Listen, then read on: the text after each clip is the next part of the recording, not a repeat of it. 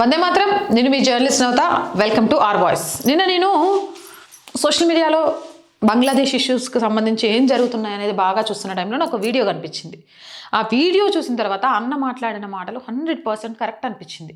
ఈరోజు కెనడా పార్లమెంట్కి అలాగే ప్రపంచంలోని మిగిలిన దేశాలకున్నంత దమ్ము భారతదేశంలో ఉన్న ప్రతిపక్షాలకు లేదా, భారతదేశంలో ఉన్న సుడో సెక్యులర్లకు లేదా, భారతదేశంలో ఉన్న సుడో మేధావులకు లేదా, లేకపోతే భారతదేశంలో ఉన్న కమ్యూనిస్ట్ భావజాల నేతలకు లేదా అనిపించింది. ఫస్ట్ ఆ వీడియో చూడండి, చూసిన తర్వాత మాట్లాడదాం. I rise on behalf of petitioners who want this place to know that Hindus in Bangladesh have faced escalating violence, including arson, mob attacks, sexual assault, temple demolitions, and forced displacement. There has been over 2,000 incidents in 2024 alone.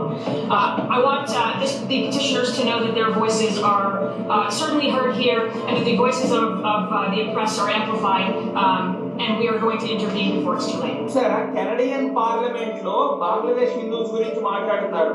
ఇప్పుడు ఏమైంది, మన secular Hindus పెద్ద పెద్ద YouTubers అందరూ ఒక్క వీడియోలో పెడుతున్నారు. అమ్మ చూడండి, కెనడా పార్లమెంట్ వాళ్ళు ఎంత మంచిగా చెప్తున్నారు. 2000 మెంబర్స్ ని ఇలా చేశారు, ఇయర్ మొత్తం చాలా బాధపడ్డారు హిందూస్ అని చెప్పేసి. ఈ దమ్ము ఇండియన్స్ కి ఏమైంది? నిజమే కదా, ఆయన అడిగిన దాంట్లో తప్పేముంది? 2024లోనే బంగ్లాదేశ్లో 2000 మంది మీద, ఒక్క సంవత్సరంలో 2000 మంది హిందువుల మీద దాడి జరిగితే మరి ఇక్కడున్న ప్రతిపక్షాల నోరు ఏమైపోయింది? పాలస్తీనా గాజా గురించి మాట్లాడడానికి పిల్లలతోటి ముస్లిం వేషధారణ చేయించిన పాఠశాలలకు ఏమైంది? ఇండి కూటమి నేతలు మూగబోయారెందుకు? బాలీవుడ్ సెలబ్రిటీలు ప్రశ్నించడం మానేశారెందుకు? కెనడా పార్లమెంటుకున్న దమ్ము ధైర్యం భారతదేశంలో పుట్టిన సుడో సెక్యులర్ హిందువులకు లేదా? చావ చచ్చిందా? పోరాడితే పోయేదేముంది, బానిస సంఖ్యలు తప్ప అని నేర్పిన ఈ దేశంలో మన కళ్ళ ముందే దాష్టికాలు జరుగుతున్నా మనకెందుకులే అనే స్థాయికి వెళ్ళిపోయారు అంటే చావ చచ్చిపోయిందా? ఈరోజు ప్రపంచంలోని దేశాలన్నీ కూడా బంగ్లాదేశ్ వైపు చూస్తున్నాయి. అక్కడ జరుగుతున్న దమనకాండ వైపు చూస్తున్నాయి. హిందువులపై జరుగుతున్న అన్యాయాలను చూసి ప్రశ్నిస్తున్నాయి. గాజాకు మద్దతుగా హిజాబ్ లేయించి పిల్లలతో ప్రదర్శన చేయించిన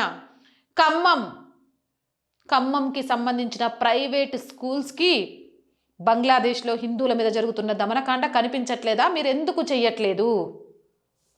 ఇక పాలస్తీనాకు గాజాకు మద్దతుగా నిలుస్తున్నా, బ్యాగులు వేసుకొని వచ్చిన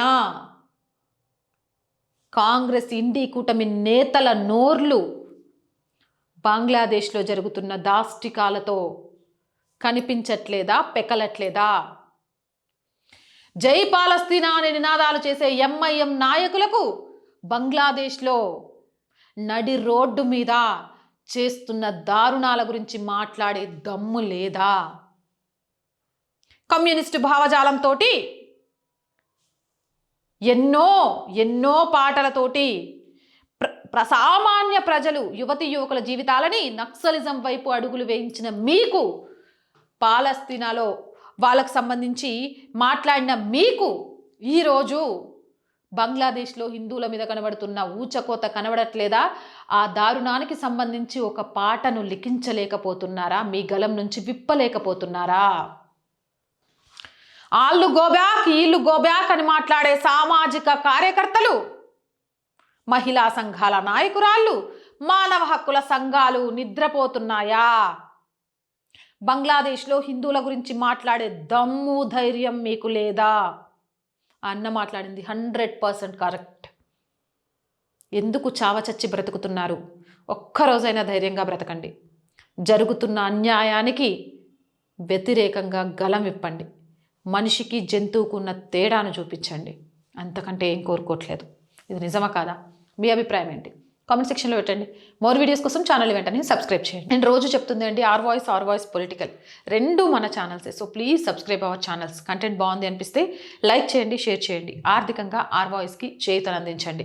ఎస్, ఆర్ వాయిస్ మంచి వీడియోలే చేస్తోంది. ఆర్ వాయిస్ నిలబడాల్సిన అవసరం ఉంది అనుకున్న వాళ్ళు మాత్రమే ఆర్థికంగా సపోర్ట్ చేయండి. చేయాలి అనుకునే వాళ్ళు సబ్స్క్రిప్షన్ పక్కనే జాయిన్ అనే బటన్ ఉంది. 1 to 5 లెవెల్స్ ఉన్నాయి. ఏదో ఒక లెవెల్లో సపోర్ట్ చేయండి, లేదా స్క్రీన్ మీద గూగుల్ పే, ఫోన్పేతో పాటు అకౌంట్ డీటెయిల్స్ ఉన్నాయి. మీకు తోచిన సహాయాన్ని అందించండి.